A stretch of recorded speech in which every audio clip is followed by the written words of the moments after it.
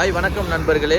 இன்னைக்கு நாம் வந்து குபு குபு குரு அதோடைய சிறப்பை வந்து நம்ம பார்க்க போகிறோம்.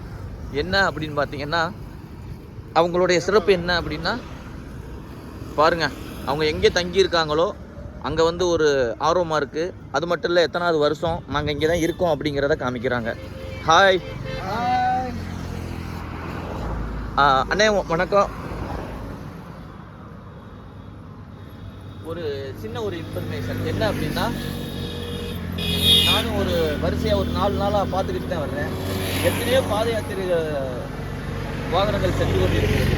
அதுக்கு பின்னாடி சும்மா ஒருத்தவங்க ஒரு என்னமோ ஒரு இன்ட்ரெஸ்ட் இல்லாமல் போகிறது மாதிரி தெரியுது. ஆனால் இந்த குபு குபு அப்படிங்கிற ஒரு வாகனம் நடைபயணம் செல்லும் போது மட்டும் அவ்வளவு சந்தோஷமாக ஆட்டம் பாட்டத்தோடு வந்துக்கிட்டு இருக்காங்க. அதற்கான என்ன காரணம், என்ன ஒரு மகிமை, ஏன் அப்படிங்கிறது மட்டும் கொஞ்சம் தெளிவாக சொன்னீங்கன்னா.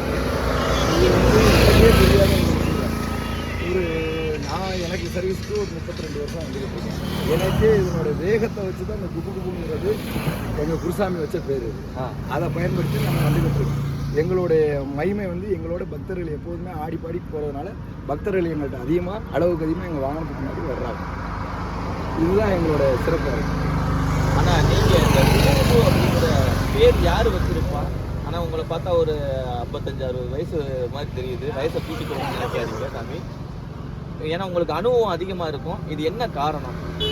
நான் வந்து ஒரு 45 வருஷமாக வந்துக்கிட்டு இருக்கேன். சரி, நடைபயணம்.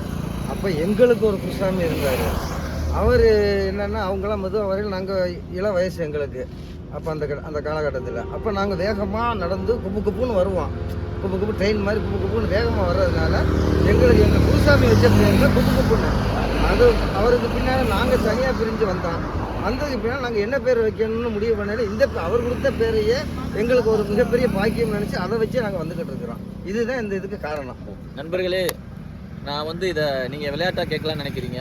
நீங்கள் எத்தனையோ யூடியூப்பரு, இன்ஸ்டாகிராமர், ஃபேஸ்புக்கு இது வரைக்கும் எங்களை தேடி ஒரு 15-20 பேர் வந்து இந்த குபு குபு குரூப்பை ஃபாலோ பண்ணி வந்துக்கிட்டு இருக்காங்க. ஏன் அப்படின்னு எனக்கும் தெரியல. நானும் அந்த கொஸ்டினை கேட்டேன்.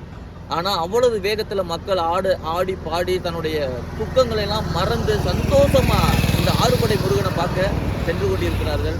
இன்னும் 3 நாட்கள் பாக்கி இருக்கிறதா. அந்த 3 நாளில் இவங்களுடைய ஆடல் பாடல் எப்படி இருக்கும் அப்படின்னு நம்ம சந்திக்கும் வரை உங்களிடமிருந்து விடைபெறுவது உங்கள் பாக்கியராஜ்.